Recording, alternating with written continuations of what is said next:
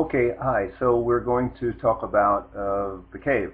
The allegory of the cave is from Plato's famous book called The Republic.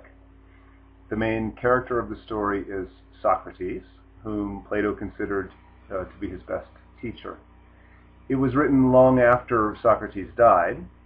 The story is a dialogue between an older, wiser Socrates and several younger men about whether it's better to be just or unjust. In order to be sure they know what justice is, the group looks for it in the soul. The Greek word for soul is psyche or psyche.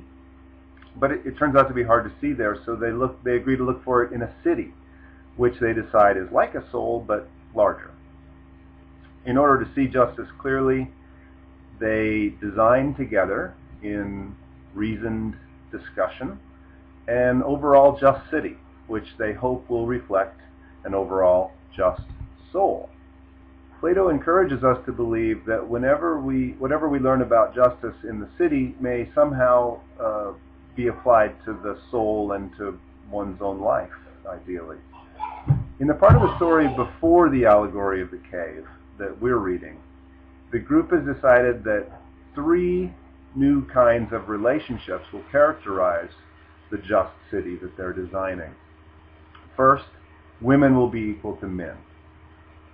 This kind of equality was unheard of in Greek society in those days. Second, for the rulers, society will be communist, meaning that everything will be owned in common, including children, wives, husbands, and so forth. Third, there will be a ruling class or caste with philosophical men and women making up the highest ruling class. This is one way to say that power should be in the hands of the wise. That power and wisdom should coincide. And I think, although we don't talk about philosopher kings, we do still, I think, recognize this coincidence as what we mean when we speak about good government, that governing decisions will be made wisely. Plato says it like this: unless the philosophers rule as kings, or those now called the kings and chiefs genuinely and adequately philosophize, and political power and philosophy coincide in the same place, there is no rest from ills for the cities, nor, I think, for humankind. Lovers of wisdom, they decide, will be best at finding out and attaining what is good for the society.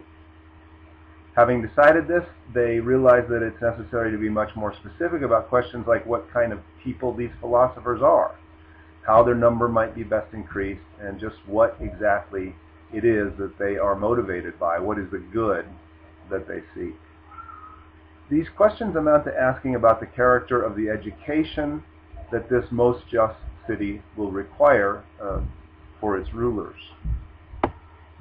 This is the context and purpose for the story about the cave. Because these things are hard to see directly, Socrates claims to reveal them in a series of images. In the first two images, before the cave, truth and goodness are compared to light, and thinking is compared to sight. These images are still commonplace with us. We talk about learning as enlightenment and how our minds light up with ideas and so forth. The last of the three important images is our image of the cave, and Socrates calls it an image of our nature in its education and want of education. So let's read the text from page 193. See human beings as though they were in an underground cave-like dwelling, with its entrance, a long one, open to the light across the whole width of the cave.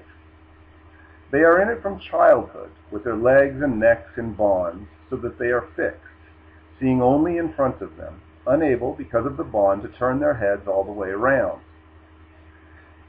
Their light is from a fire burning far above and behind them.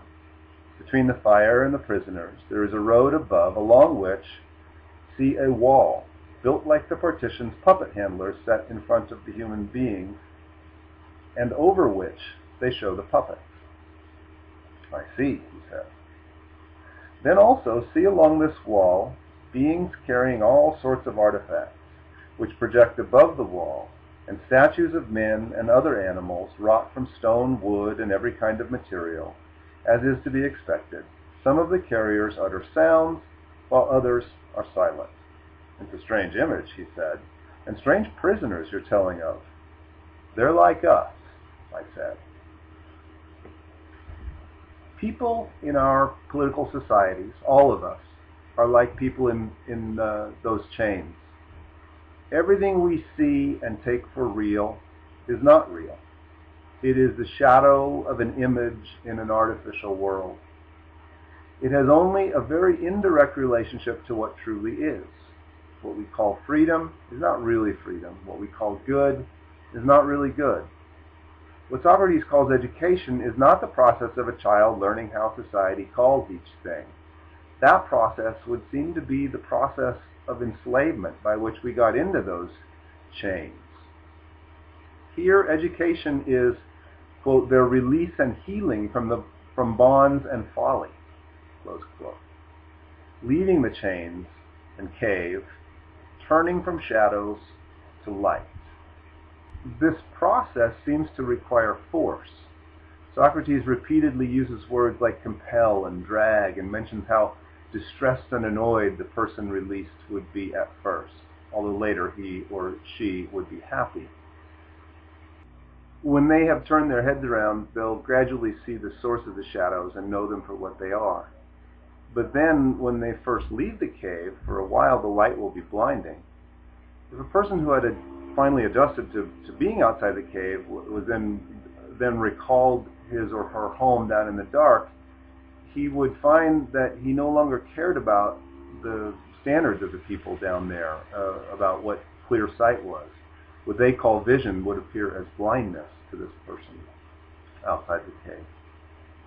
At 516d, Socrates quotes Achilles from when Odysseus visited Achilles' soul in Hades in an afterlife. Achilles says he would rather be alive as a serf than dead as a hero. In the context, Socrates is saying that for one who has left it, life in the cave will be like death. He would rather be a slave in the light of truth than a hero in the dark cave. If he did return, at first he would be nearly blind, very clumsy. During this adjustment, he would appear ridiculous, so that no one would think leaving the cave was worth very much. In a way that seems a little out of the blue to me, Socrates says, quote, "And if they were somehow able to get their hands on and kill the man who attempts to release and lead up, wouldn't they kill him?"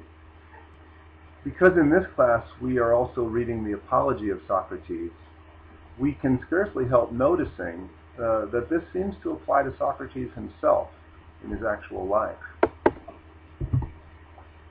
In a fascinating statement that goes from 517a to c, Socrates says that this image as a whole should be considered relative to the earlier images in which things graspable by the mind were likened to things visible by the eyes.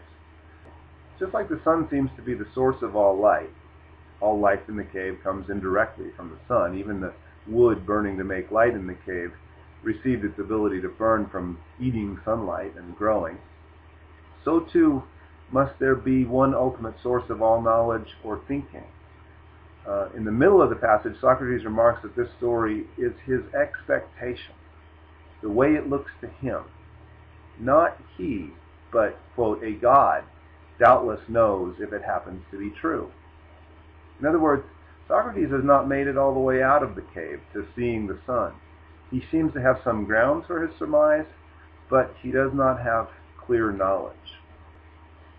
People who escape the cave love being there so much that they don't want to mind the business of human beings. If they are compelled to, they will appear graceless and laughable. But we should be clear about why we laugh at them. There are two kinds of poor vision, one from moving from darkness to light, one from moving from light to darkness.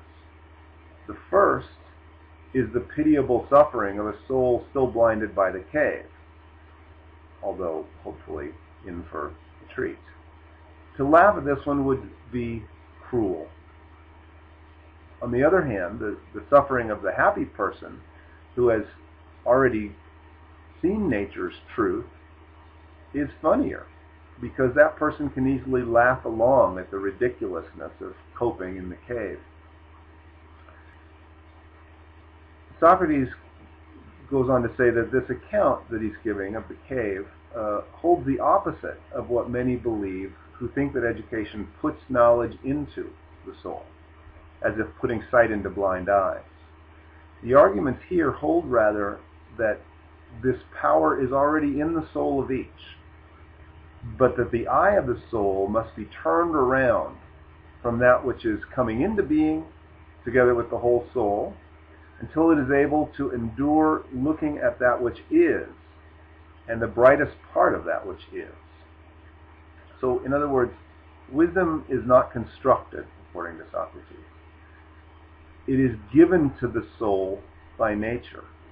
The trick is getting the soul turned around to see what nature put there. The art of education, then, is the art of this turning around, orienting the soul toward what is already there, taking as given that sight is there. The soul's power to perceive is natural and constant, so everything depends upon which way it is turned.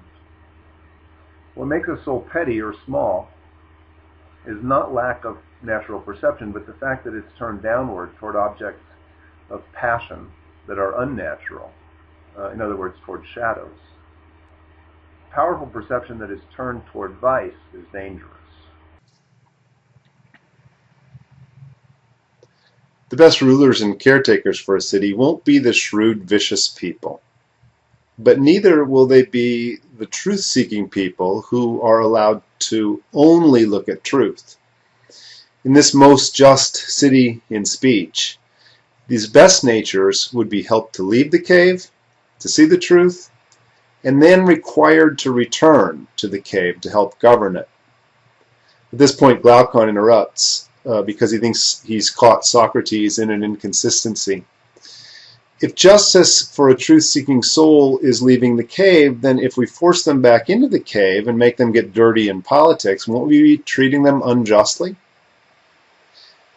Socrates says that this isn't unjust and under the rules of their conversation, because they had agreed to seek the greatest justice of the whole city overall, not of one or another part of it. Forcing these souls to care for politics is justified because in this city, unlike all actual cities, which ought to give us reason to contemplate, the city itself helped these people get free, and so they owe it some service in return. In another city where such a soul came about by chance, it would owe the city nothing. But our city is designed to help such souls, and so they should give up something to help it in return. In this one city, the wise may justly be compelled in a way that leads to overall harmony, in other words. It would seem that in every other city, every city in fact, there will be a necessary tension between the artificial or false needs of the city and the desires of those who follow nature's guidance of their souls. Once those who come back down have readjusted to the cave's darkness, once they have been compelled to come back and rule, they will see 10,000 times better than current governors who fight over shadows with one another and form factions for the sake of ruling as though it were some great good. Socrates asserts that those who are least eager to rule will govern best and rule a city freest from faction. He hasn't mentioned factions in this allegory, but we will get to think about them a little more next week. What seems to be most important in avoiding faction is that the rulers be people who consider something other than increasing their own political power to be what really matters in life. These rulers who really want to transcend the cave but are forced by a sense of duty to rule it, having already sacrificed what they know to be good, will not look to find it in power, but will look to the overall good of the whole city instead. It seems that the people most fit to rule are those who want least to do it. Socrates goes on to say to his young friends, if you discover a life better than ruling, it is possible that your well-governed city will come into being. With this if, Socrates again highlights that the story of life outside the cave is not simply proven. We will see next time in his Apology that Socrates never claims to have seen and therefore simply to know what is the ultimate good. Indeed, what Socrates stands for is the idea that the most humane life he knows of is the life devoted to seeking for the answer to the question of the good. Thank you.